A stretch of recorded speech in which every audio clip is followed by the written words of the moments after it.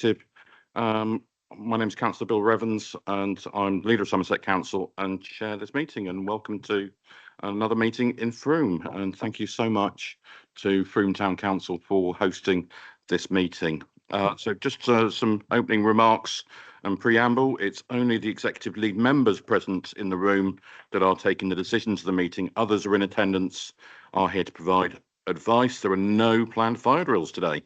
In the event of a fire, please follow the fire exit signs and congregate in the car park. If anybody present might need assistance, please let members of the Democratic Services team know in that event. So the agendas of meetings have been published on the Council's website in advance of the meeting, and the Council recognises the importance of striking the balance between providing opportunities for the lawful expression of views and any unacceptable behaviours or actions that cause disruption can lead to our meetings being adjourned. The Council will be making a recording of the meeting, and this will be published in due course. So today's meeting does follow a hybrid format. Following legislation, executive lead members and key officers are physically present here in the council chamber in Frome Town Hall, but other elected members and officers may physically or remotely join the meeting to speak on specific agenda items or observe. And the meeting is being broadcast, and therefore other members of the public and partners can observe the meeting remotely. If you are online, please following the hybrid good practice, please. If you could only use the meeting chat for the purposes of this meeting, and primarily if you wish to speak, but you must only speak with my invitation, and you can use the hands up function by preference, please. I can see we've got a couple of people with cameras on. I wonder whether you could pop them off, please. It does help with our bandwidth speed and make sure that everybody can keep on channel with our deliberations. So if you do have your camera on, please could you pop that off? Thank you. And if you are speaking, please say your name before speaking, and make sure that your microphone is turned off at all times, please. So item 1 on our agenda is apologies for absence. I've received apologies for absence from 3 members of the executive. That's Councillor Mike Rigby, who has another meeting, and Councillor Graham Oakes and Councillor Federica Smith-Roberts, who are both working. We've not received any apologies from associate lead members or officers, I believe. Not seeing any. No, that's fine. And so moving on to item 2, which is declarations of interest. Do any members have declarations of interest they wish to share? No, that's fine. Some members do have interests as members of city, town and parish councils, and those are available on the website. So we move on to item 3, which is public speaking time or public question time. So we have a number of public speakers. We have, first of all, Tim Cutting. Tim in the room?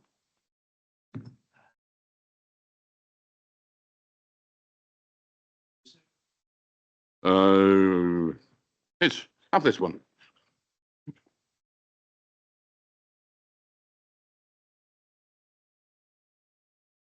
You have a country 3 minutes. Yes, thank you. Hello, I'm Tim Cutting.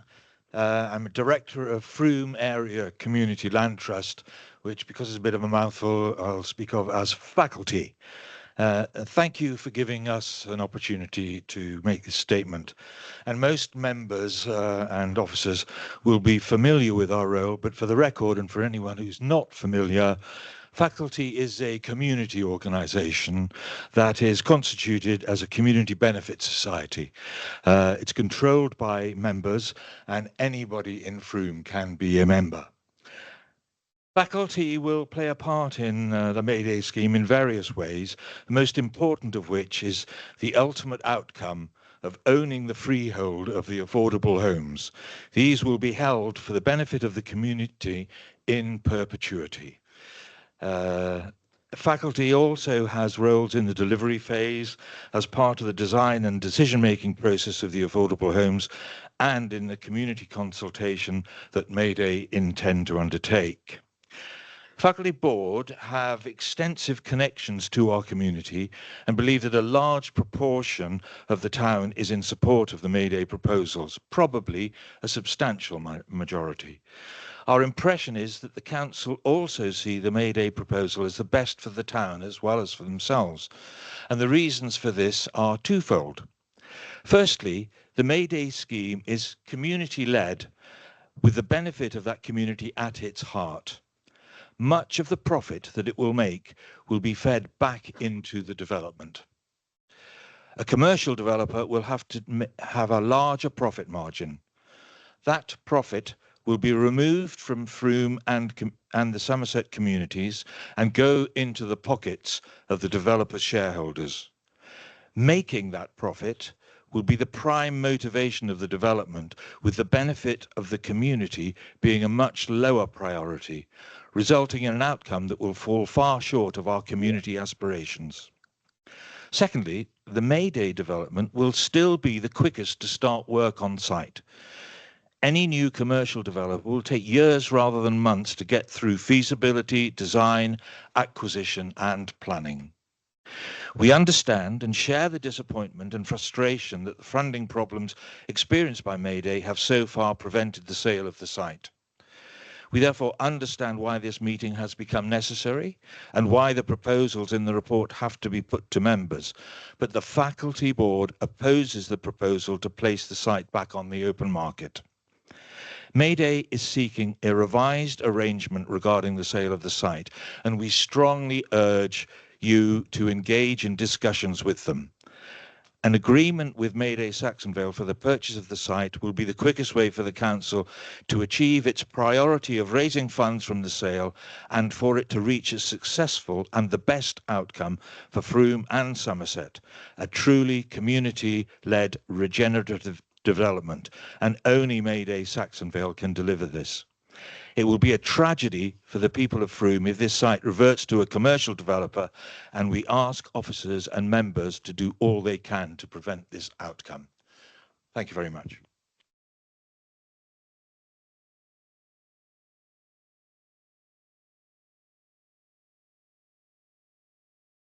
Thank you very much, Tim. I'm going to respond with a statement to all questions at the end, rather than just keep repeating the same one over and over again, because that would be boring.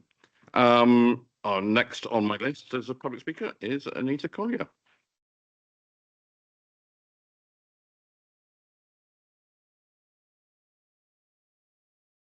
Good morning, and thank you for the opportunity to speak to you this morning. Just to be clear, I'm not speaking as a Frome Town Councillor this morning. I do this both as a long-term resident and as a non-executive director of the Mayday Saxonvale Board. As such, I'm very well aware of the tolerance and patience in working with us so far, so thank you for that. I'm also aware of your position in that you have a responsibility to move things along financially, and I get that. But I'm going to boldly suggest that resorting to selling this land to the next developer who comes along could be the most harmful thing to ever affect this town. It's not just about money, I know that. It's about best consideration, best value, and I believe this Mayday scheme represents more than just best value. It represents the epitome of what could make this town one of the strongest communities in Somerset. Due to my involvement in the town for over 60 years, I am privy to the strength of feeling that there is around the Saxonvale site and of the people's desire for it to move forward. So today, my appeal comes from the hearts of the people in Frome who are keen for two things to happen. Firstly, they want to see a spade in the ground after 2 decades of dereliction. Secondly, rather than see new developers move in, who will create yet another large housing development that will do nothing but increase the population with little infrastructure to support it, they want this area brought back to life again with plenty of flexible employment space so that their businesses can grow. They want plenty of starter homes and social housing so that they can stay here in the town and maintain their family relationships. They want somewhere they can work, play, relax, and enjoy life in the very centre of the town. In essence, everything Mayday offers in this project. Frome as a town is a one-off. We have one-off shops, one-off people. We come together when it matters, and we seek to make sure that whatever happens in this town is as one-off as we are. I think it's true to say that the Mayday scheme, as a one-off development in the very heart of our town, perfectly matches that criteria. For all these reasons and more, I'm appealing to you to stand by us, keep working with us to see the ultimate benefit to Somerset and particularly to Frome, so that we can all be proud of such a unique flagship project and allow it to be one of the most important contributions of your legacy. Thank you.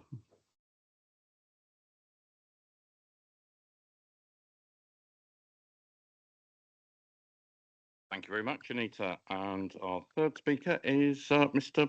Paul Osser.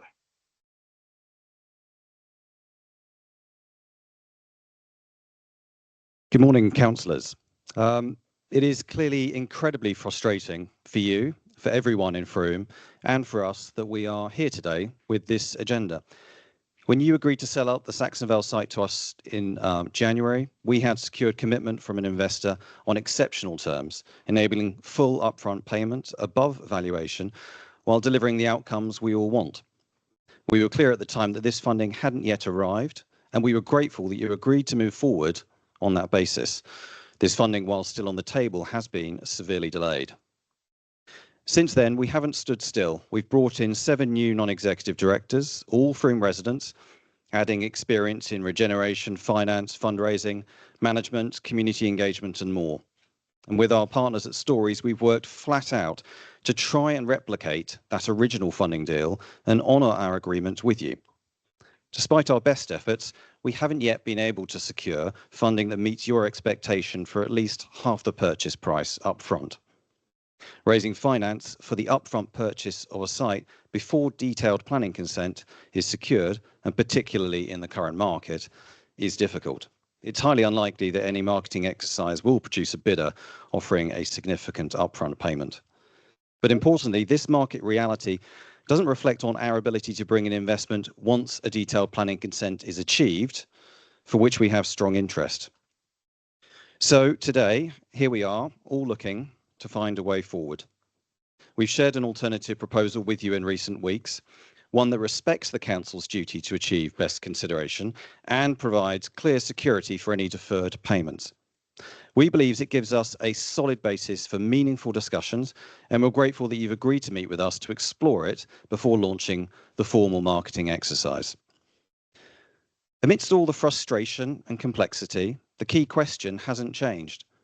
How do we deliver the mixed-use regeneration of Saxonvale that Somerset and Frome actually want to see? The risk remains that the site ends up with a private developer who overpays for the site and then seeks to recover their position by prioritising their returns over the outcomes that we know are achievable here, at which point everyone will have lost control of those outcomes. This is why Mayday exists. Our model reinvests profits back into the development. It opens the door to major grant investment across a range of uses, further strengthening what can be achieved. We have appreciated your supportive statements regarding our community-led model and what it can achieve. Being the first to scale up community-led development to a project the size of Saxonvale is not simple. It's been a difficult period for everyone, but our commitment remains absolute. We're ready to redouble our efforts and approach the next stage with fresh thinking and creativity. We ask that you lean in with us and find a way forward together. Thank you very much.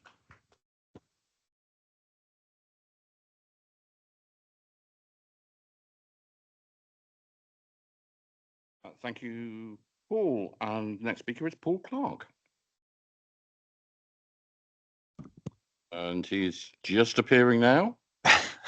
Let's test the microphone. Are you working? Can you hear me? We can hear you in the room, Paul. Okay, you. your 3 minutes starts now. Thank you, and I'm sorry not to being able to make it in person today. And I'm speaking on behalf of Stories, who've been supporting Mayday at Saxon Vale as their development manager for several years now. We're one of a number of companies that have been supporting on a pro bono basis because we so strongly believe that helping Mayday to secure this site would not only be transformative for Frome, but also the wider community-led development market. Part of Stories' role has been helping Mayday to constructively engage with the funding market and to shape a viable path to delivery for Saxon Vale. At present, the funding market for unconsented sites is extremely challenging. Institutional and private investors alike are cautious. Outside of the impact investment market, private equity investors are seeking returns of up to 3 times their investment to compensate for planning risk. It goes without saying that the leakage of value on that scale cannot deliver the kind of high quality outcomes this council and the community of Frome rightly expect. We have seen strong interest in the Mayday proposition once the site achieves planning consent, when the depth of available funding widens significantly and the terms become more reasonable. That reflects a common structure across the sector. Investors are far more comfortable backing projects post-consent when both the design intent and the delivery path are clear. We know there is great support for Mayday from both the local community and experienced professionals who have given years of time and expertise to help bring forward this alternative community-led approach. A conditional structure, one that links the acquisition of the site to achieving planning, would be both more deliverable and more consistent with current market realities. We therefore encourage the council to liaise closely with Mayday over alternative funding strategies before reverting to any open market sale. There are pragmatic and creative ways to structure a transaction that can de-risk the council, protect public value, and allow this extraordinary project to move forward. Thank you.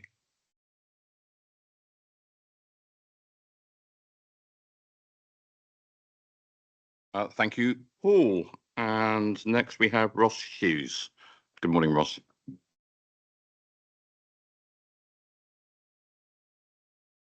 Unfortunately, the people online won't be able to hear you, so please can you use the mic. Thank you. Is that working?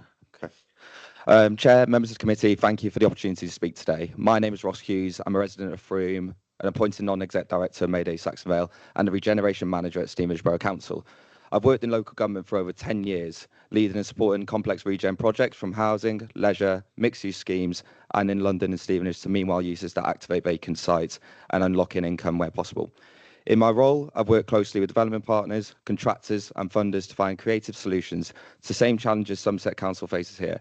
Financial constraints to pressure deliver housing and community benefit, and the need to maintain public confidence when schemes stall or appear unviable. Regeneration is just about bricks and finance. It's about aligning vision, risk and responsibility with those 3 things come together when delivery happens, but it takes collaboration, not competition, to get there. One example I'm particularly proud of was a major town regeneration scheme in Stevenage, a project that at one stage looked as though it might not materialise at all. Funding pressures, construction cost rises, and questions of long-term viability left the scheme at risk. The easy route would have been to go back to the market and start again, to look for another partner, and in doing so, lose the momentum, the shared goals, and relationships we have spent years in building and with the community. But the council recognised the importance of continuity and partnership, of keeping faith in a shared vision. We found a model that worked for both parties, that met respective requirements in a creative way. The council retained influence, the developer gained confidence, and together we reignited momentum. It delivered public value, safeguarded local interests, and proved that collaboration, when done transparently and on purpose, can overcome the toughest financial and delivery barriers. I mention this because I see a similar opportunity here in Frome. Uniquely in this scenario, there isn't a natural tension between the developer, who has responsibility to their shareholders, and investors to deliver the highest return, and the council's desired regeneration outcome, which is less profitable than a purely residential scheme. Here, Mayday is a developer completely aligned with the council on desired outcomes. I completely understand as someone who works in the same sector, the frustration around the time the site has taken and the financial pressures the council across the country are under. But the reality is, sites like Saxon Vale are too important to risk another cycle of delay and uncertainty. Mayday's proposal and the years of work and engagement that underpin it have built a foundation of trust, community input, and shared ambition. To change course now in a development climate that's already fragile risks losing all of that. We've seen across the country what happens when sites are sold to the highest bidder. Housing-led schemes with little social purpose, limited sustainability, and no real sense of place. Saxon Vale deserves better than that. This is not an opportunity just to dispose of land, but to shape a deal that ensures delivery, safeguards community outcomes, and demonstrates with the right structure and shared intent this can be a scheme that works for Somerset Council, for May Day, and above all, the people of Frome. I urge Council to recognise that the progress has been made, the collaboration has been offered, and the chance to bring a years of uncertainty by working with May Day and find a way forward for the shared vision of Saxon Vale. Thank you very much.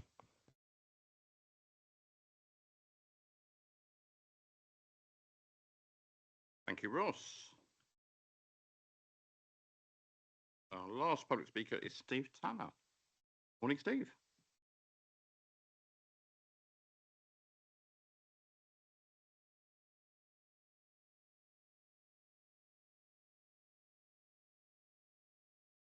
Good morning. Welcome to Frome again. My name is Steve Tanner. I'm councillor here and currently chair of the Planning Advisory Committee. Frome Town Council understands why Somerset Council have taken this step and their position to offer the site for sale in the open market. However, we strongly believe that the site must not just go to the highest bidder. It's far too important to be determined by price alone, and consideration must be given to the overall benefit of the town. We've been in close contact with May Day and still support the May Day scheme and its vision, providing an innovative and exemplar community-led development that has support from residents. May Day have set the level of ambition for this site with a scheme that provides all the benefits and elements that are considered necessary to ensure this site contributes effectively to the future of Frome Town Centre and the local community, providing above policy compliant affordable housing, the required amount of employment space, distinctive residential neighbourhoods, community-owned assets, a plan that focuses on sustainability with green infrastructure and pedestrian priority.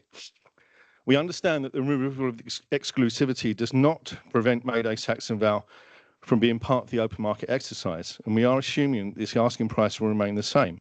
Or is the council going to be asking for offers? Maybe this is something the committee could confirm.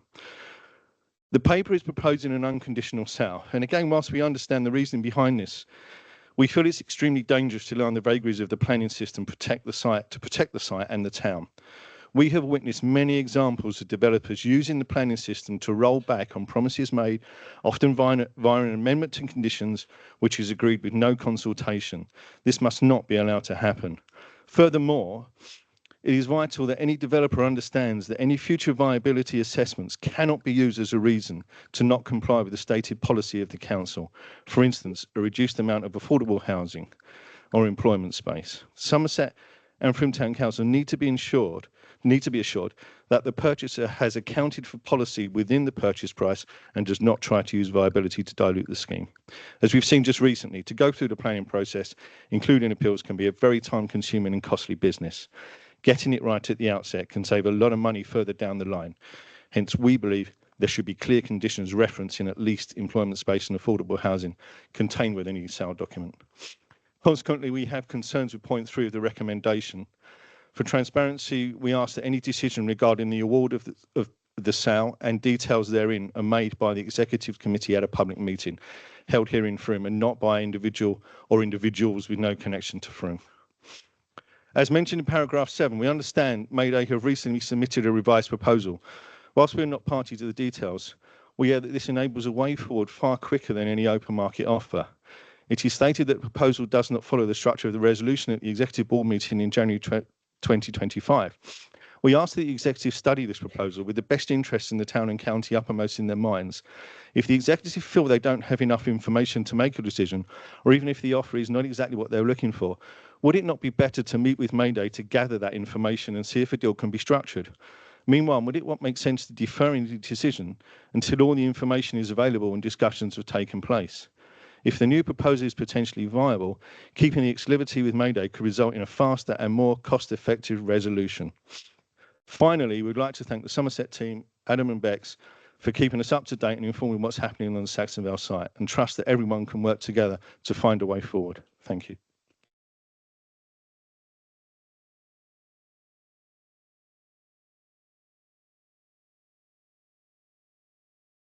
First of all, thank you, Tim, Anita, Paul, Ross and Steve for your contributions and taking the time and trouble to attend and give us your statements today. So Somerset Council acknowledges the significant effort that has been demonstrated by May Day Saxon Vale Development Limited and its partners in seeking to deliver a community-led regeneration scheme for the Saxon Vale site.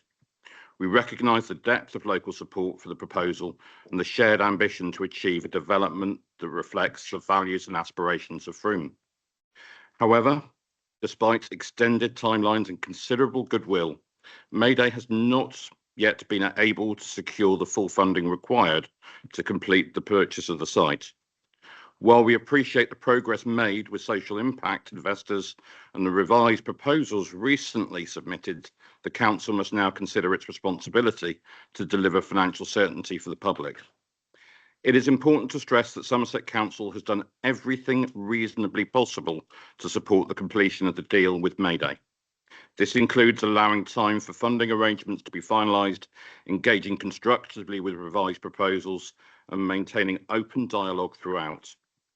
Nonetheless, in the absence of a fully funded and a deliverable offer, the Council must now explore alternative options, including a potential open market sale. The recommendations before Executive does not prevent further dialogue with Mayday, and we welcome any viable proposals that meet the Council's requirements for financial security and best consideration. However, we must ensure that the process now reflects market realities and the Council's fiduciary responsibilities. Somerset Council remains committed to delivering a high-quality, mixed-use development at Saxon Vale and benefits Frome and the wider community. I listened to one of the points that Steve made with great interest about the decision-making process and the transparency. I had previously given a commitment that we would make decisions about this site in Frome, in public, wherever we can, in terms of our requirements, in terms of commercial confidentiality. And I can confirm we will withdraw the recommendation 3 today, so that the next decision-making time will be back here in Frome, so that decision will be made transparently and in public. We weren't expecting a trilogy. And a trilogy in 4 parts is going to be interesting. Let's hope it's just 4 parts, but we will see. Right, so we move on to item 4. In the absence of Councillor Rigby, who has another engagement, I'm going to introduce the item. We have in front of us a report. We do also have confidential appendices, and should there be need to, we would need to do that under private session without press and public here. But if we can, we will keep as much of the meeting as possible in public session. So we recognise the hugely important site that this has to the community of Frome.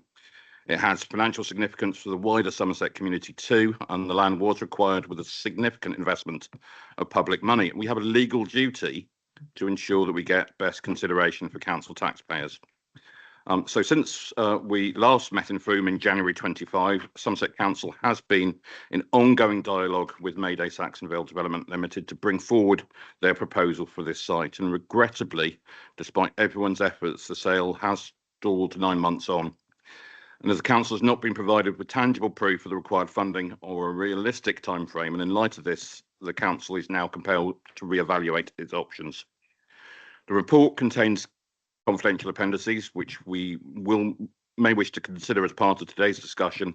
And as I said earlier, this will take place in private session. At the appropriate time, there will be a vote and resolution to enter into private session, should that be required.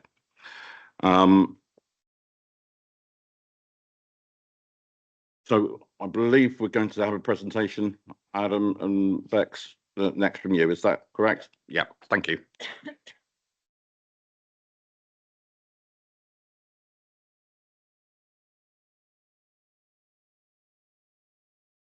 Green lights on now. Is that better? So last time Executive made a decision back on the 23rd of January 2025, they were considering a proposal for an unconditional sale to Mayday Saxon Vale Development Limited to be completed by the 31st of March 2025. It was recognised that timeline was very tight. The council was able to issue a draft contract for sale on the 28th of February. And I think everybody is aware that when the deadline was missed on the 31st of March, we've held extended discussions, and Councillor Evans.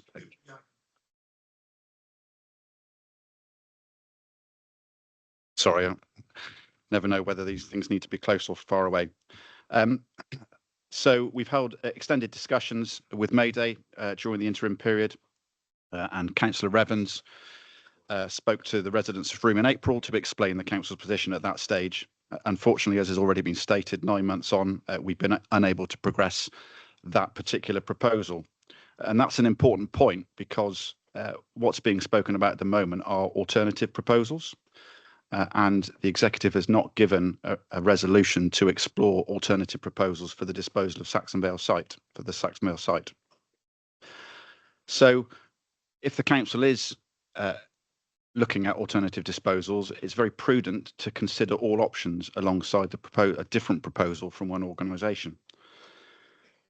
I think that is why the recommendation is before executive today.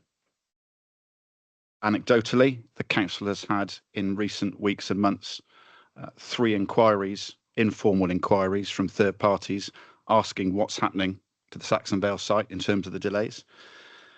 So there's an evidence base there that shows there may be other interests that the council prudently should explore. As has already been stated, the recommendation before executive is to remove exclusivity and to withdraw the draft contract that was issued on the 28th of February. The reason for that is whilst that arrangement is in place, the council cannot legally talk to a third party about proposals for the site. I would reiterate again that that resolution does not prevent Mayday from being involved in further discussions about the disposal of the site with the council. Risks have also been mentioned in passing. Taking the site forward on the open market, the risks that were present back in July 2024, for those who were here for that, and in January 2025 remain. The council has a duty to fulfil its Section 123 Act responsibilities in terms of best value and consideration. We also have a risk of the Homes England funding, £3.6 million that the council was able to spend to remediate the site and enable it for development. The requirements remain the same. We have to deliver 249 homes, 25% of them affordable, and use modern methods of construction. That responsibility rests with the council. The risk profile of that, when previously considered, is that the planning policy at the moment would provide some protection, but through an unconditional disposal as agreed in January or through an open market disposal process, there is the risk that the council could not be able to fill those obligations and be open to repaying some or all of the money back to Homes England. We have kept Homes England fully engaged in what's happening. They're aware of this meeting taking place today and the content. They share everybody's frustrations at the ongoing delays in taking this site forward, but they understand the action the council is taking and they remain supportive. In terms of timescales, if the resolution is agreed today, to bring the market to site, it would take a minimum of 4 to 6 weeks work with external consultants to market that.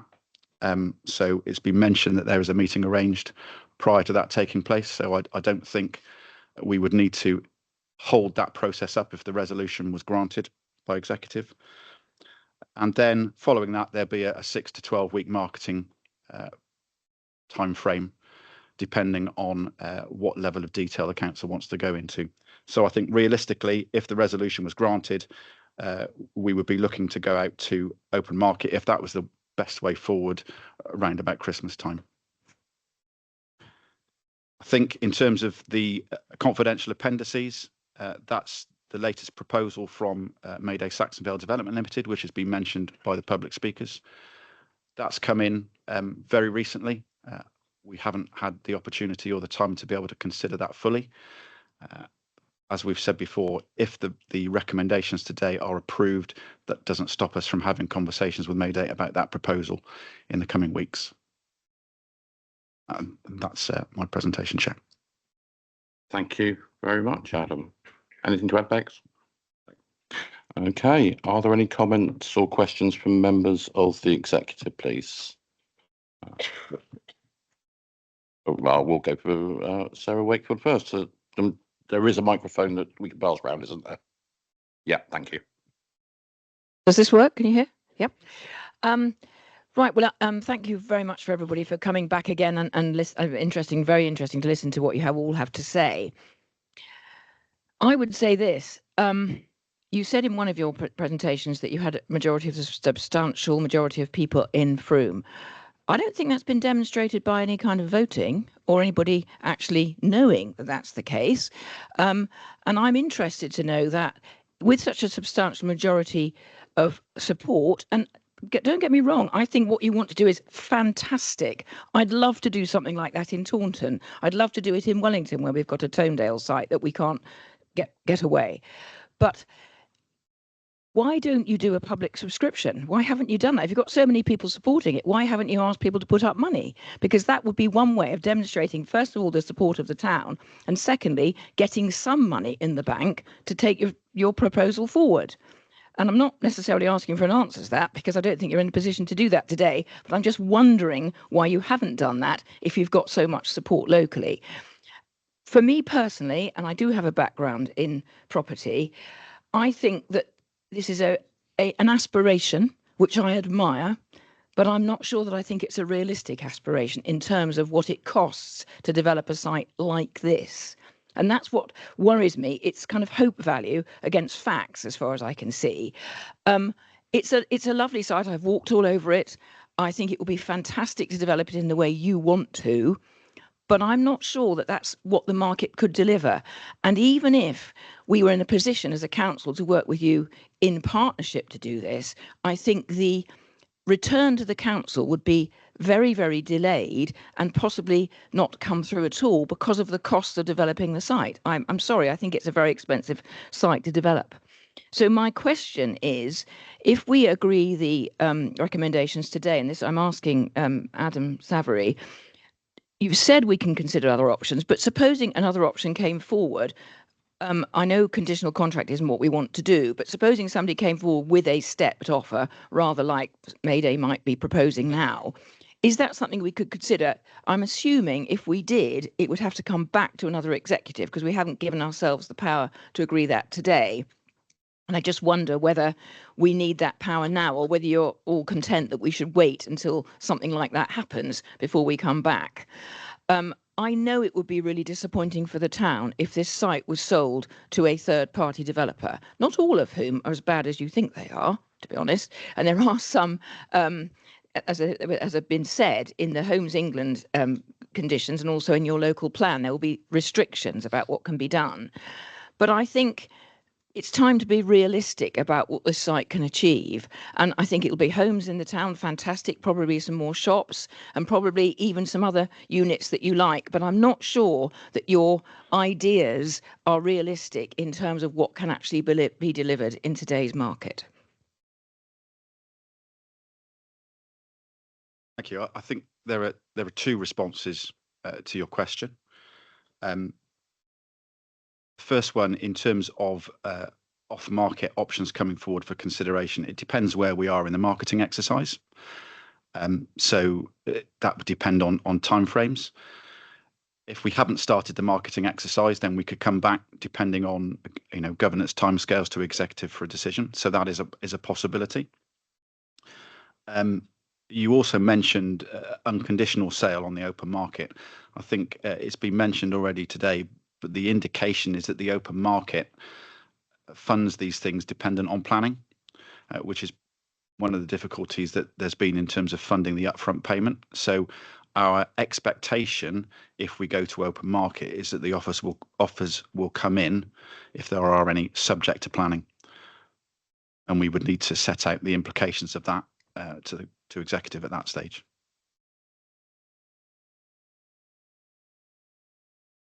A couple of things from me, please. I just wanted to clarify a couple of things. First of all, I just want to understand the appetite for patience from Homes England. They've been very patient with us over this period of time. It's been considerably over a year since we had our original executive here. Is there a point at which Homes England would be coming back to us and saying 3.6 million you've not delivered? I'm sure there is a point. We're not there yet. The focus from Homes England in terms of the conversations that we have with them is that they need to see progress, even where there are delays. They need to see that the council is taking action to mitigate those delays and to progress whatever they can on the site. They understand that. They see that Somerset Council is doing that. At the moment, there are no indications that they're anything other than supportive. Clearly, they have a keen interest in getting housing delivered on the site, and they are reticent to withdraw funding from that if they can see that there is a solution in the future. Duncan, do you want to add? I was going to add, if I could, that I think what would make that point come a lot closer from Homes England would be if they actually saw nothing happening. So if the site was becalmed and nothing was happening, there was no development conversation, there was no propositions coming forward, I think the point at which they started saying they wanted to claw back the funding would crystallise very quickly. Thank you. That's a really helpful answer. I just want to understand the timeline a little bit better. You suggested Christmas as a time when the particulars, for want of a better word, would be available working with consultants, and then a period of 2 months when we would be, in theory, looking to potentially market the property.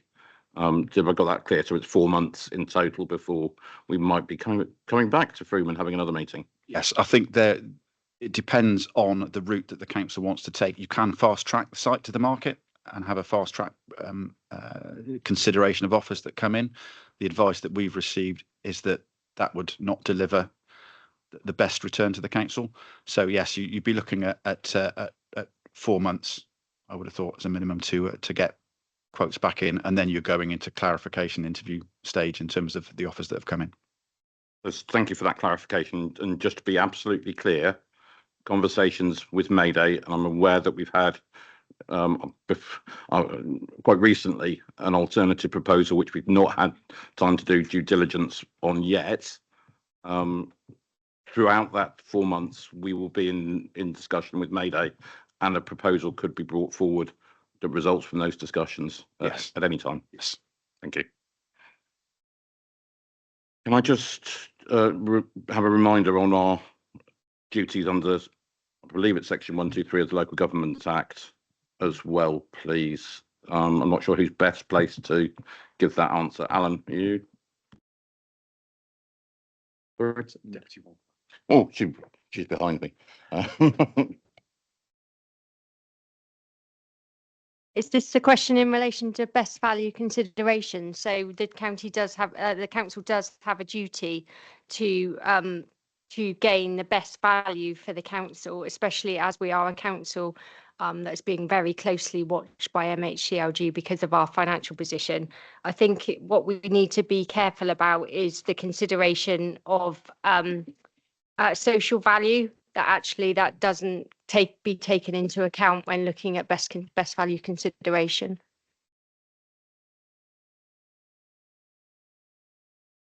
So if I could add, Chair, there's been a recent court case who I'm not going to quote because I'm not an expert on it, but that was very, very clear about what councils can and cannot take into account when considering how we're calculating best value. So as Ms Hicks has just said, we can't take into account a huge amount of things around social value if they're intangible benefits. It is about cash benefit. It's about things that can be physically valued, and the court was very, very clear what can and cannot be considered. If I could, while I'm just speaking, Joe, if you're conscious, Councillor Tanner raised a question about values. Obviously, the conversation that we're having with Mayday, the figures aren't in the public domain from our perspective. But if we went to an open market exercise, that would be about the open market value that people prepare to put back to us. So the figures that we're currently talking to people about would not necessarily hold in that exercise. It would effectively be an opportunity to revalue.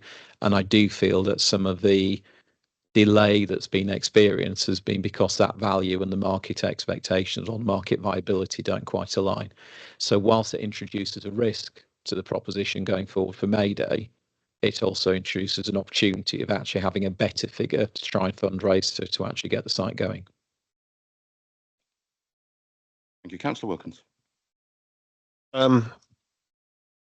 Sorry, this is a question for Adam, really, and it's about the laser focus of getting the deal done.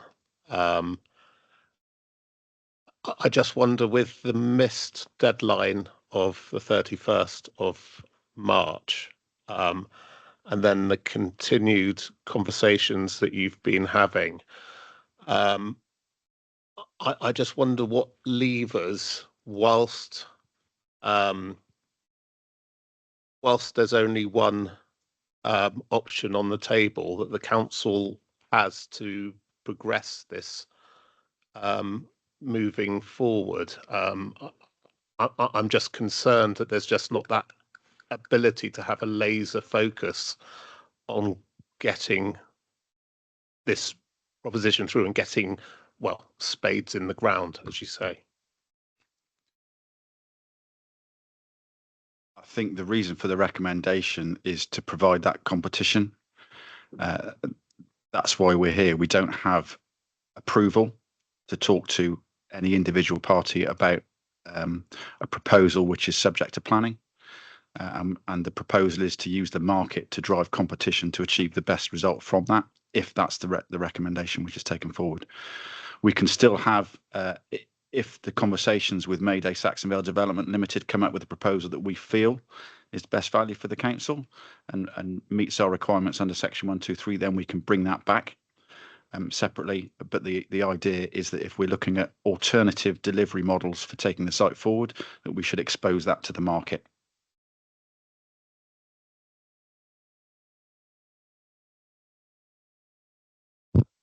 I thought there was an extant planning permission. I know there was one that was overturned, but wasn't there another one? Didn't Mayday get their own? I'm a bit concerned about, are there no planning permissions at all at the moment? There's no planning consent in place. Mayday Saxon Vale have a planning board approval subject to a 106. The application which had outline consent from Acorn was quashed after judicial review. So there's no consent, but there is a board approval for Mayday's scheme, subject to 106.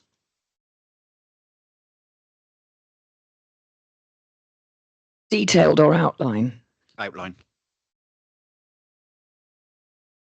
Thank you, Chair. As a former Mendip District Councillor, I recall that period of time and the planning application that went to committee, but that the section 106 was not completed and therefore the consent is not in place. So I wonder if I could ask Adam how long that planning application approval remains kind of on the books. Is there a period at which that will expire? I think it's 5 years, unless it's sought to be resubmitted. But I'd take advice from colleagues. I'm sorry, we're just I'm not convinced we can give you an answer directly to that. It's either 3 or 5 years, depending on the circumstance when it was granted, etc. But we can confirm that.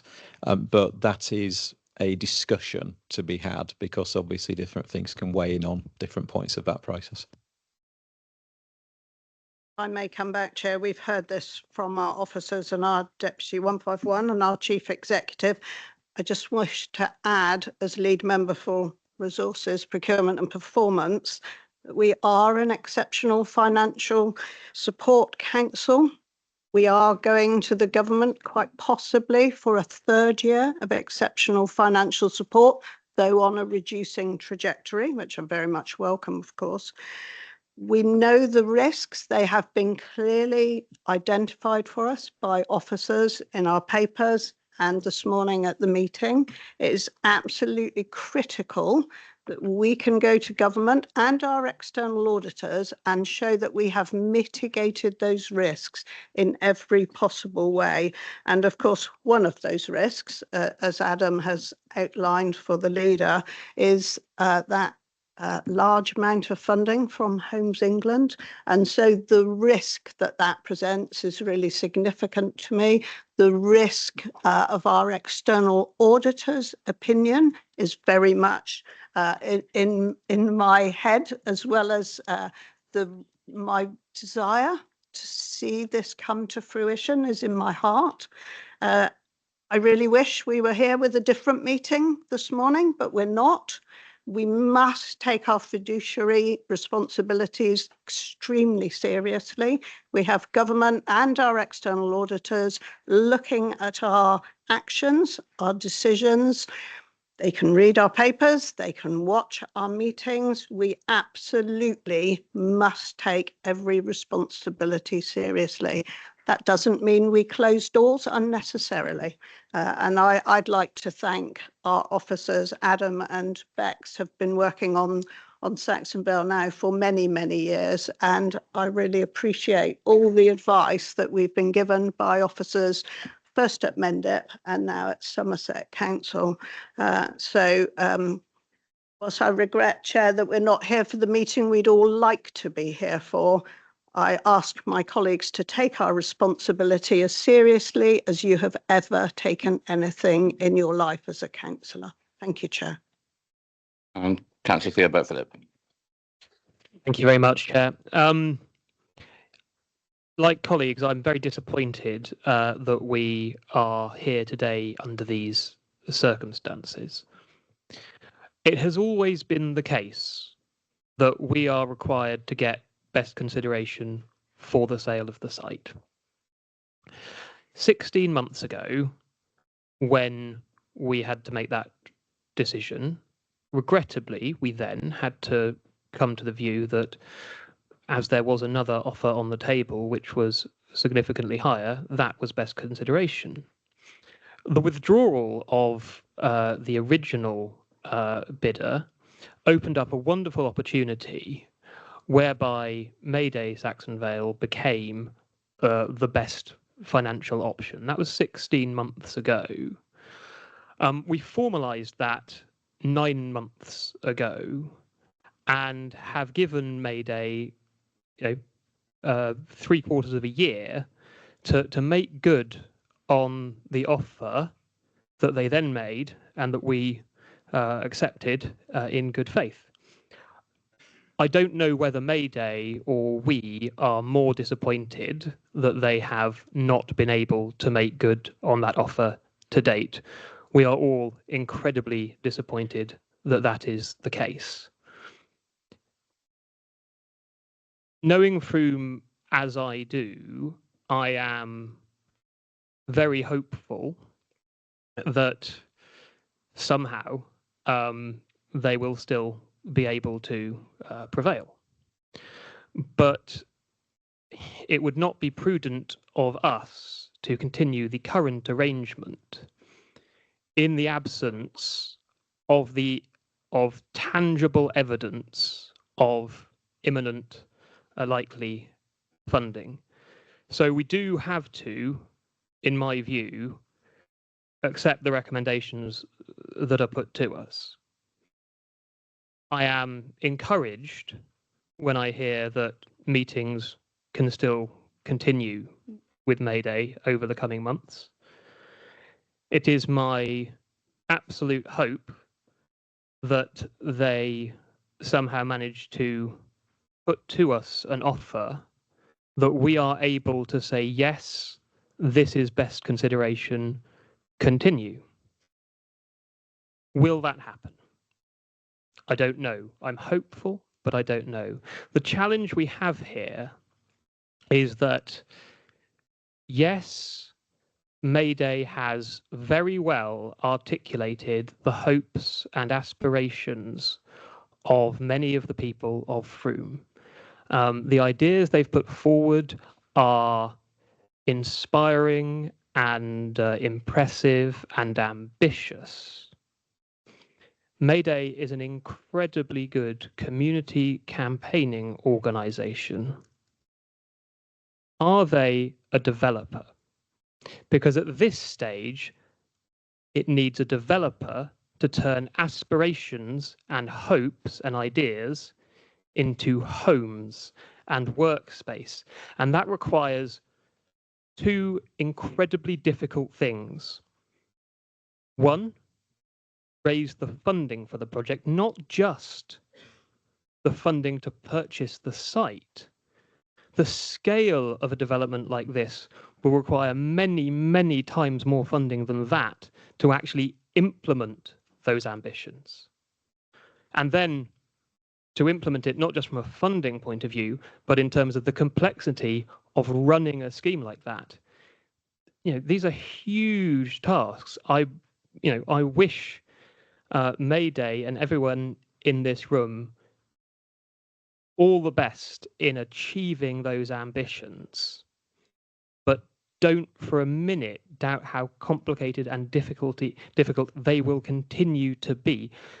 The stumbling block we've hit today, which I hope will merely be a stumbling block, is not going to be the biggest challenge which surfaces. So regrettably, I think we do have to accept these recommendations in order to be able to move forward. I hope it will still provide an opportunity for Mayday to bring forward a real offer of real funding and that they will have the opportunity to prevail. But we do have to continue to look at our responsibilities financially. The public sector, through our predecessor, Mendip District Council, and through Homes England, have put an enormous amount of public money into getting this site ready for development, and we have to recoup some of that money and deliver the development. I hope that will be through the aspirations articulated by Mayday, and I look forward to coming back here for the fourth meeting when that hope is realised. Thank you, Theo. I don't think there was anything to respond to on that, but thank you for that contribution. Not seeing any other members of the executive that wish to speak, but Duncan's looking hopeful. Okay, please do. Thank you. I appreciate not a member of the executive, so thank you for the opportunity to speak. But I do think we need to accept the recommendations the officers are giving, because actually as a council, we got a duty of best value. I do think on the hopeful side, exactly as Councillor Philip was just saying, what this does give is an opportunity. At this point in time, the problem is the figures, the viability, the funding. This gives an opportunity for Mayday to come forward with a revised offer which can be delivered, because we actually need to see that delivery come forward, not just for Frome, which is really important, but also for the council in terms of the risk around Homes England and the funding around there. What I would say is that we need to be able to demonstrate both to the public, to the auditors and to ourselves that whatever we go with is best value. So the ability to actually look at offers now which include conditionality around planning conditions, planning consent, etc. This is all now part of the debate. I think whilst the decision that we made was the right decision at the time, it was a decision with support of Mayday, it was effectively an agreed position. Actually, what we're seeing is that's no longer viable to deliver, so we do need to move on to a different conversation. It does generate an element of risk, but I think some things that have been said today should give local people a huge amount of hope, because any developer who's making a commercial offer will have to factor in profit margins. If Mayday don't have to factor in profit margins, then hopefully their pencil can be sharper, and if we got to demonstrate best value, that can be made to work. But I think we actually need to move the conversation on, and that's what I see the decision as today being taken to do. Thank you for your advice. I will now move on to the 6 local ward members, 4 of whom are in the room, 2 are online. And I'll go to Helen Kay first, since she has her hand up and I don't know what's happened to the microphone that went out somewhere into the... Fantastic. Thank you very much. Good morning, Helen. Hello, can you hear me? Yeah, thank you. Okay, phew. I'm going to just raise some issues around principles and parameters here, and I am going to go backwards in time a little bit, I'm afraid. My understanding is with Local Plan Part 1 is that we need to develop this site, and we need a certain amount of commercial space and retail, etc., and housing. And one of the reasons that Mayday Saxon Vale is so popular is because they actually satisfy Local Plan Part 1. Just going back to what happened at Mendip, Mendip actually chose Acorn without going out to tender, and when they were in some sort of negotiations with them, it was the same time that Local Plan Part 2 went out for consultation, and it just so happened to be just before the 2019 elections, so a lot of people were campaigning and not taking perhaps enough notice as they should have done of Local Plan Part 2. Some sort of change was made, and in Local Plan Part 2, it's now a reduced amount of commercial space and retail space that's required, and more housing. Now, that just happens to have suited Acorn, because any housing developer is going to make more money. Obviously, that's what they want to do. They want to make money out of housing. So I'm a bit concerned about these parameters going forward. And the fact that we're going to be relying on these planning conditions, and what Steve Tanner said earlier about it being a conditional sale or an unconditional sale. I'm a bit concerned about relying on the planning system as well, because in future there may be variations and all that sort of thing.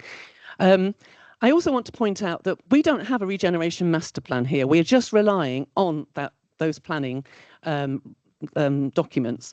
By contrast, we're nearly 30,000 people in Frome now, 30,000 residents, and we're considered by the planning system to be sustainable because we've got a train station with a very poor service, actually, and we've got 2 big supermarkets. We've got a leisure centre that regularly cancels swimming sessions and its boiler breaks down regularly.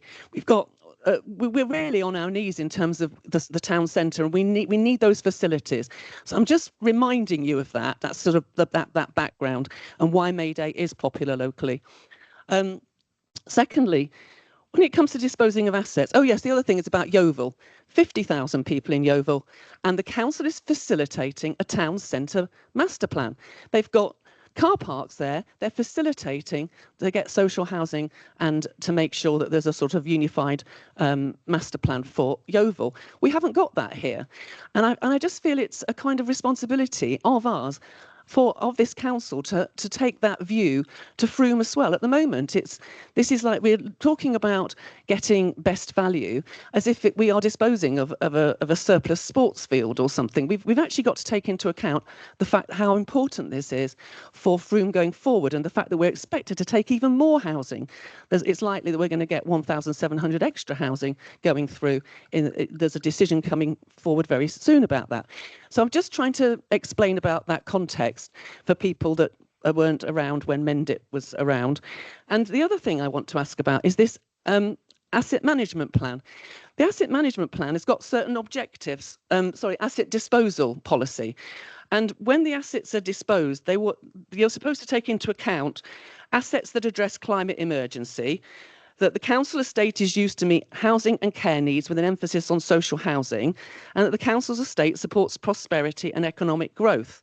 Now, I want to know, when the asset management team decided to dispose of this, were they taking account of these principles that are in their own plan with regards to the Saxon Vale site? And how does that rub up against the best value consideration? Those two things seem to be a little bit contrary to me. It may just be a question of sort of clarification that I've misunderstood something, so I'd just be grateful for some sort of clarification on that. Thank you.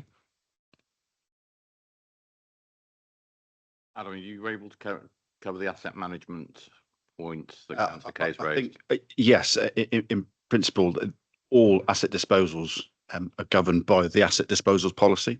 So when it was identified for disposal, all of those criteria would have been taken into consideration. Unfortunately, when you're coming to a decision about the disposal of any asset, Section 123 responsibilities come to light, and unless something is tangible, Section 123 trumps that. They're tangible. Sorry, what do you mean? Like, so If you can provide a cash value for it. that's more important than these principles in the asset management plan. Section 123, which trumps the asset management disposal policy. Okay, so going forward into the conditions and what Steve said, I'm just very concerned that when this goes back, if it goes back onto the open market and you go with these recommendations that you have today, that it shouldn't be an unconditional sale. It should be some kind of conditional sale. And you may even wish to think about deferring your decision today to take into account what those conditions should be, because we can't come up with the wording in the meeting today. But we need this site needs to be to have some recognition for its regeneration value. And at the moment, we can't just dispose of it. I think you have a responsibility towards Frome to make sure that we get a good regeneration scheme here. How do we ensure that? What are the safeguards? How can we do that? Other than just using the planning system, which, as we know, is open to abuse.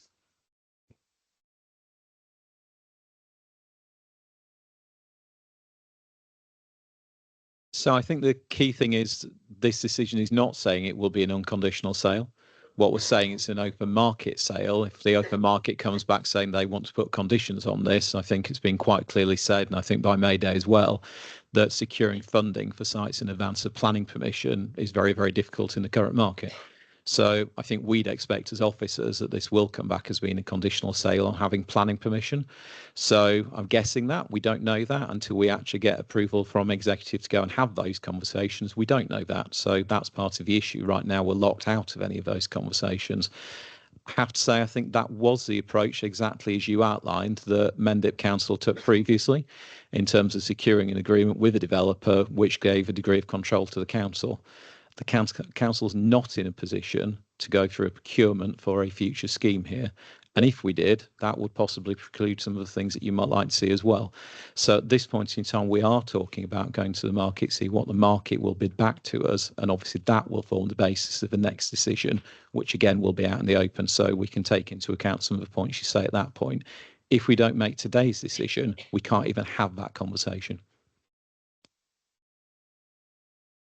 Thank you very much, Councillor A, for that. Just looking at the other local ward members. Okay. Councillor Collins.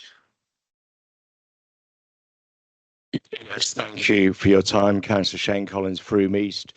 Obviously been involved in this peripherally since the days of Mendip District Council. I think most of the points have been made by Stephen and Anita, so I'll just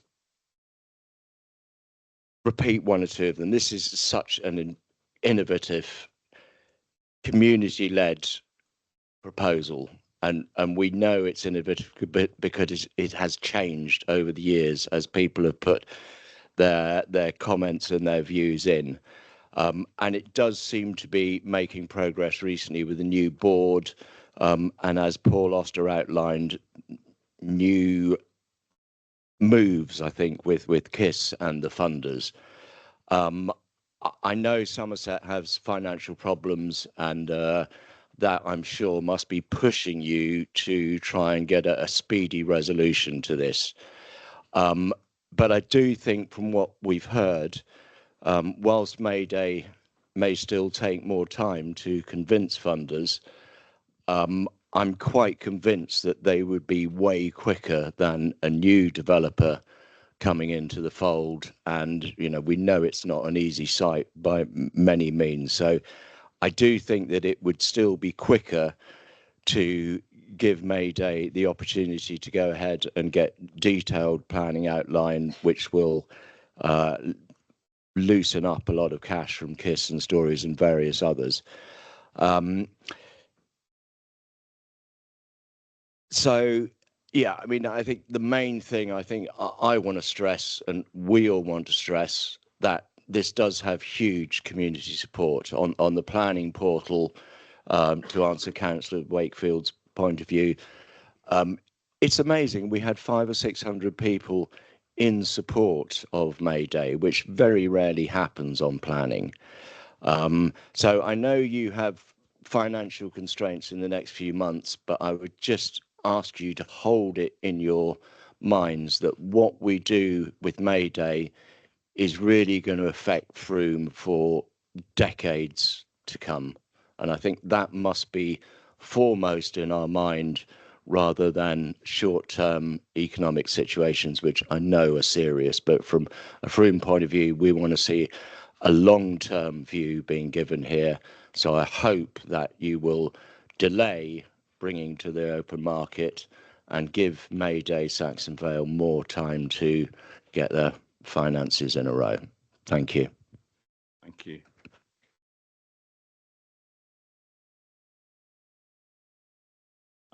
Councillor Dawn Denton. Thank you. I understand this is a really difficult decision for all of you, but I also believe that decisions help move things forward. And whatever the decision, that's what something has to be decided, because it's been 35 years. If we don't make a decision of some sort, it'll be another 35 years. And I think that's the priority. We are all united in this room on one point, and that's simply they want something to happen. We all want something to happen on that site. So whatever that decision is, the decision has to inspire action, and it has to help move things forward. And I think that every resident in Frome would agree with that as well. So that is for you, in your gift today. Thank you. Thank you, Councillor Denton. I can assure you I will not be back here chairing a meeting when I'm 92. Meg. Yep. I'm not sure there's much for me to say, really. I think it's already been said very eloquently by people in Frome and the other councillors. I realise you're in a difficult situation, and it's like getting the government and Homes England off your back by putting it on the market seems to be what's happening, and I understand that. And I'm hoping that in the interim, obviously, that Mayday are able to come forward with something that you can accept. I'd like to know, if anyone can tell me, how much the marketing exercise will cost through to the process of actually getting offers. I know it's going to take several months, or 2 months at least, if not 4. Can you give me some idea? In terms of an external consultant cost, the value of that is usually based on a percentage of the final value of the sale, so we can't give an exact figure. The other work obviously would be internal, and we can't put a figure on that at this stage. And would that sum go down if you're only halfway through the process? For instance, Mayday come to you with a satisfactory offer that you can agree within that process of marketing? No, it's fixed on a disposal value. Right, so you're into that money whatever happens. Yeah. Okay, well, I mean, that's a consideration for you. And if that could be privately, when there's obviously not a public meeting, if that could be revealed, it might make you think about either wasting that money or not, as the case may be, or delaying that decision. But I would urge you, this is such an important development for Frome. I can't tell you, I mean, I've been involved in this like Shane and others since Mendip in the early days, and we've always tried to get a better scheme than the one that was presented to us. And now we've got Mayday. I can't believe it, but it has to, I don't know. I think it has to happen. And I think the executive are probably willing it to happen. It's just the financial circumstances that present in the market. And so I'm hoping that whatever decision you make today, that you'll talk to Mayday and something will happen. Something magic will happen. Thank you.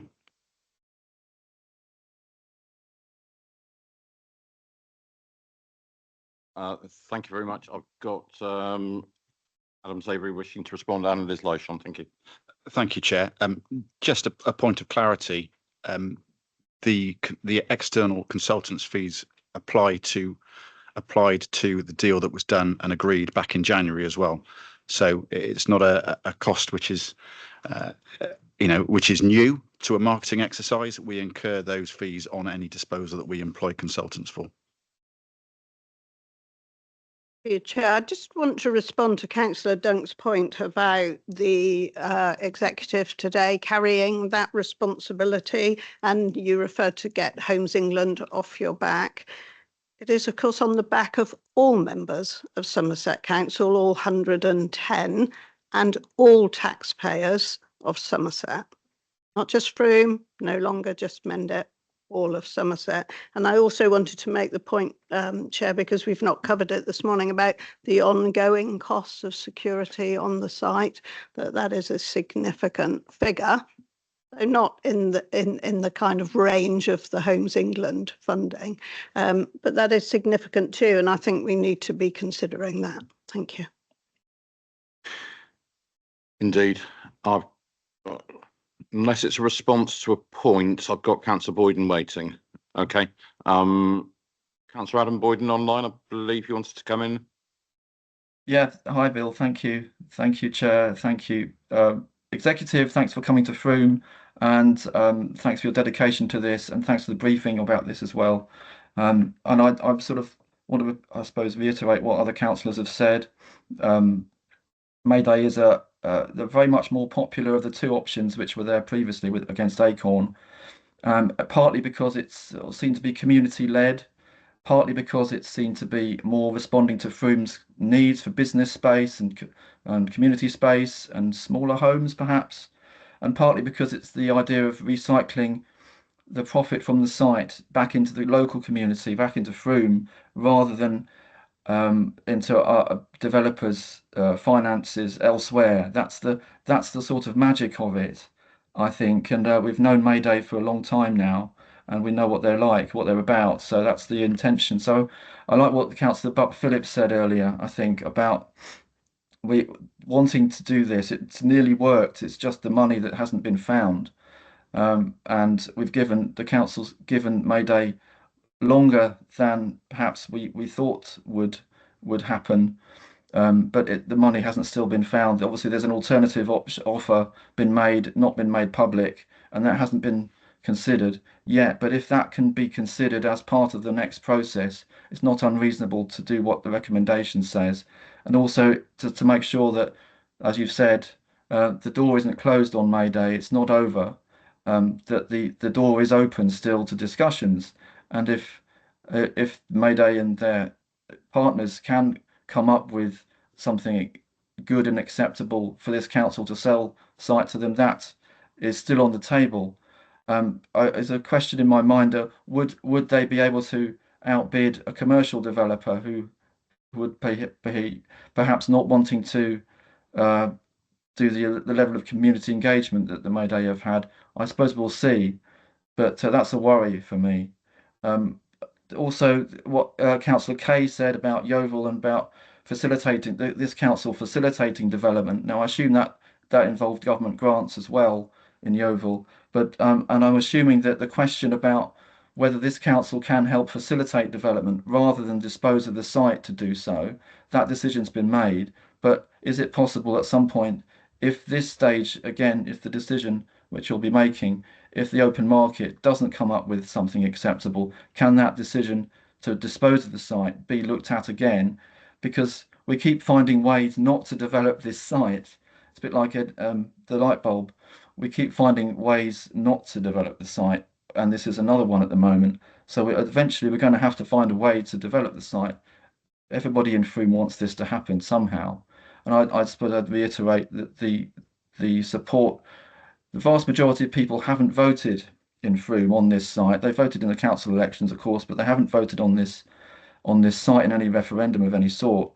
So, but you get a feeling that most people who have a view about this and know something about it would support the Mayday proposals. The vast majority, I think. And I'm pleased that a conditional sale is possible, not an unconditional one, because of course you're risking the Homes England grant and having to repay that out of council funds if those grant conditions are not met. So I'm looking forward to seeing what you might decide on that later on. and the local plan policy for the site, that's clear now after the judicial review that Mayday Director brought, and so on. So I don't think the recommendations are unreasonable, but I do have concerns. Thank you. Thank you, Councillor Boyden. Councillor Demery, I've not seen you indicate, and I've heard you're online.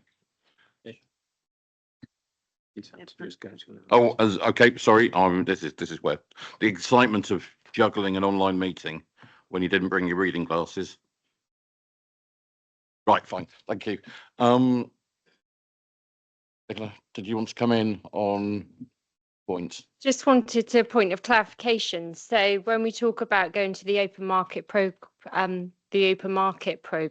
process, any consideration of anything coming back in from Mayday would have to be part of that open market process. It couldn't be a parallel discussion that was running. It'd have to form part of that, because otherwise we would incur problems with that, as it wouldn't be transparent in terms of going to the open market. Just wanted to confirm that. So I think the discussion had around abortive costs of taking it to the open market, or could we pause it? It'd have to all come in as a decision.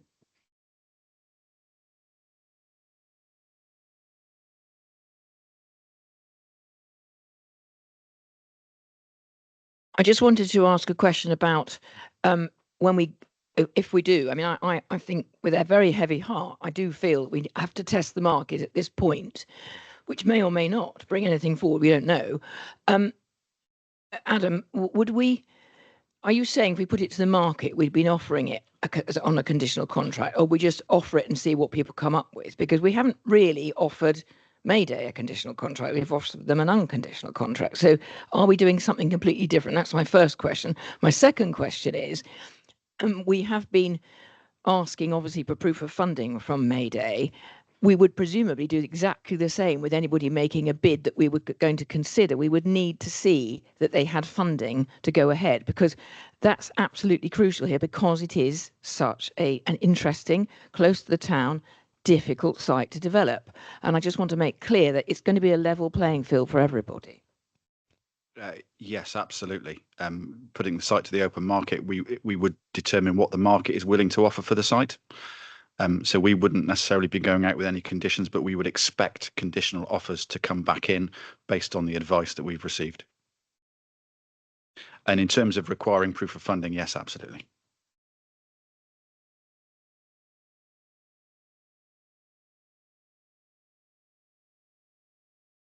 I was just jotting down an idea, and then I just realised the question had been asked and answered. Councillor Kay, you wanted to come back.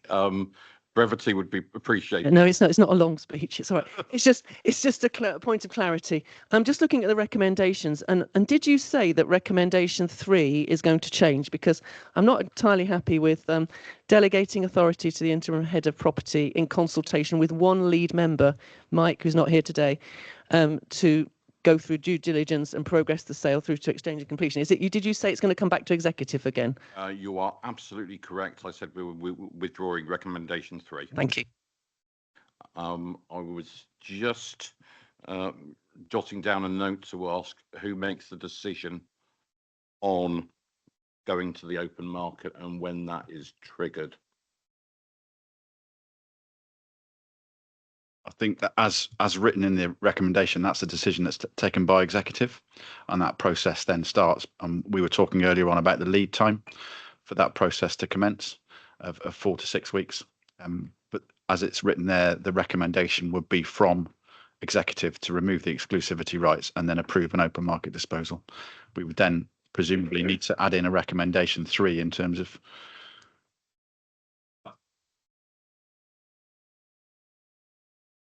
if you delete recommendation 3, you're approving an open market disposal, so the officers will go forward with that process to get the information into you, but then the decision comes back to the executive at the meeting you've said you're holding through next time.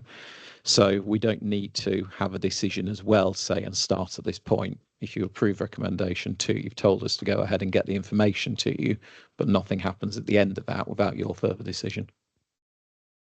I think I'm just conscious of the advice from the Deputy Section 151 about once the open market disposal has started, there's a process there that we have started on, and who makes the decision on firing the starting pistol?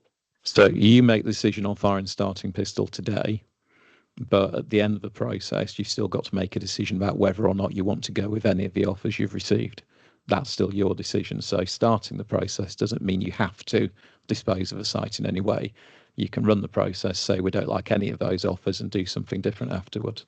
But you're starting the process of going to the market, getting the ideas. That's today's decision. That's what you'd actually be doing. If I could, I think the way I'm characterising this in my head is, and being very blunt, I don't know if the Mayday scheme is deliverable. What I think I know is that the Mayday scheme isn't deliverable at the figures that we've currently got in the current agreement we've got. Now, if Mayday can come forward at some point and say, actually, yes, it is at those figures without any conditionality, then you still have that decision made. You're not unmaking it. You can still have that conversation. If Mayday can't deliver on the current figures with no conditionality, Mayday are still able to come in through an open market process with a different set of figures and, if necessary, conditionality on planning, etc., etc. But there is a risk that other people come in as well.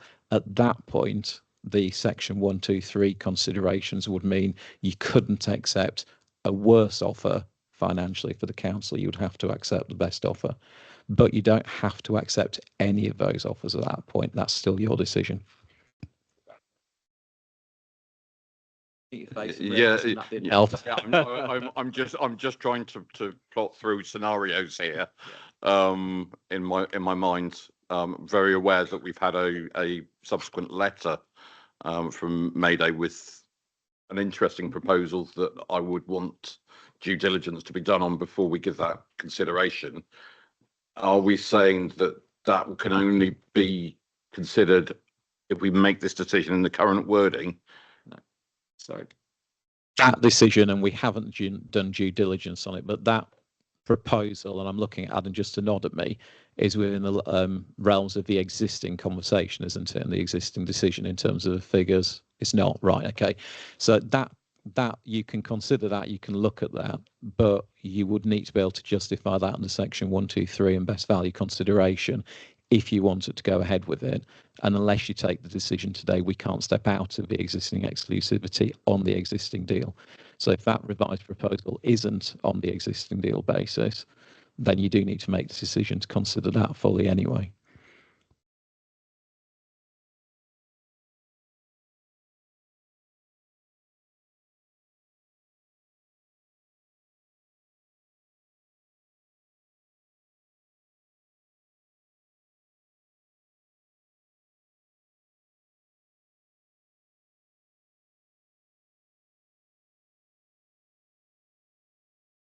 Sarah, just mindful that I don't want to go into the confidential areas. It's about recommendation 2. I just, it's very short wording here. Can't we just approve offering the property on the open market for disposal? Because we're not actually making the decision today to sell it to the highest bidder. We're approving putting it on the market. Well, it's approve an open market disposal. Approve putting the property on the market for an open market, or offering the property to the open market for disposal. I just think we're saying we're offering it. We're not saying we're making the decision today. And I think it's a bit confusing for the public, for me and others. And I don't want us to not be able to consider other issues like the offer that's been made by Mayday, or any other offer they might make. I don't want us to stop ourselves considering that. So I don't know what wording we need to allow us to go on doing that. We certainly need to say remove exclusivity rights. We certainly need to say we want to offer it for open market disposal. Offer it for open market disposal, I would say. But we also want to say, and consideration of any other reasonable offers that come forward, or something like that. I don't know. Maybe we can't do that. If I can, I think we're getting ourselves hung up on the words here in a way that's probably not particularly helping. In approving an open market disposal, you can then consider any of the other offers that come forward. That is what an open market process will be. I think the leader's been very, very clear. There will not be a decision to dispose unless it's made by executive. So that's already on the record. That's been said in this public meeting. So what we're saying is you're giving us permission today to move away from the existing decision that's been made, which was quite restrictive, and start the process of an open market disposal. There is no commitment that that will then be seen through, because that's your decision when you see the results of that, and that will be brought back to executive when you have that information. Thank you. And we've only been given an indicative timescale by the officers. We've not been given that what's set out in front of us isn't it. So there can be some elasticity or flexibility around that. Am I understanding the advice correctly? Correct. I think ultimately the council can control that timetable. So we would get an indicative timetable from the consultants, but the council can alter that at its discretion. Okay, can we just clarify who will make that decision on the timetable? You'll make the decision, because if the officers come to you and say we have the advice and you're not comfortable, then it's when you schedule that as the leader for that report to be taken to the executive that makes that decision. We'll have that power. Oh, fantastic. Please. Thank you, Mick. Making the decision in principle, if you like, and saying that because there's an offer on the table which you haven't had time to do diligence on, I don't know how many days, weeks that would take, and then implement your decision after you've had time to consider that. It just seems that that would be less complicated in some ways, because then you've had time to look at that. I do appreciate what you're saying, but we have had a period of 9 months. I did set a deadline at the end of March. We extended that, and Councillor Rigby and I share the same birthday, and we did suggest that the 24th of June would be a suitable birthday present. Unfortunately, that day was not that present was not forthcoming. We've given that flexibility over the summer. We're now here in October. I think there just does come a point where, and I appreciate we've received this additional letter at this point, and we have said absolutely we're very happy to have the conversations around that and to see whether we can reach some sort of understanding on it. And as I've now discovered, I have the timing, the decision on the whether that comes back here, and it'll be run past me. I'm satisfied with that assurance from the officers. Okay, so we can continue to have those parallel discussions with Mayday, and I don't think anything is ruled out of those discussions. Yeah, just to be very clear, if we don't go into a different process, you cannot consider, as I understand it, without having seen any of the detail, the alternative proposal, because it doesn't conform with the decision you made in January. So we need a different route for you to actually be able to look at that anyway. So we will definitely continue with those conversations, as we've already committed to. And I think that meeting's already set up. But if that turned out to be something that was acceptable, you still need to make the decision today to make it something that you could consider. Right, now, yes. I think I understand the wording and how this will work henceforward. Does anybody else want to come in before we move forwards? I'm conscious I haven't gone to other members of council. Just my apologies. Are there any other members of council that wish to contribute at this stage? There aren't any others in the room. Are there any online? Fair warning. No, going on. Right. So I'm looking. So the recommendation is to remove exclusivity rights by formally withdrawing the offer to sell the site to Mayday Saxon Vale and withdrawing the contract issued on 28th of February 25, and to approve an open market disposal of the site. My understanding is that then unlocks a different conversation with Mayday as well as with other people. Am I correct in that understanding? That's correct. Okay, I'll propose that from the chair. Seconded by the Deputy Leader, Councillor Liz Lyshon. Can I see those executive members in favour, please? Those against? That is clearly carried. Notification that our next meeting is on Wednesday, the 5th of November. Remember, there will be fireworks, and I'm sure we'll see some of you there. Thank you so much to Frome Town Council for their hospitality. And I do have to say, in concluding the meeting, we do appreciate the overwhelming support and passion for this scheme that is there. And I'm sure you'll appreciate that hard place and many rocks we are stuck between as we are looking at the passion that is behind that, and also our need to look at all the legal duties that we have to deliver best value under the gaze of our auditors, under the gaze of MHCLG as a council and exceptional financial support. This is not an easy path for us to navigate. We certainly hope we can end up with the right outcome at the end of it, but it has to be a legal outcome as well for us. Thank you so much, everybody, for your attendance and your participation.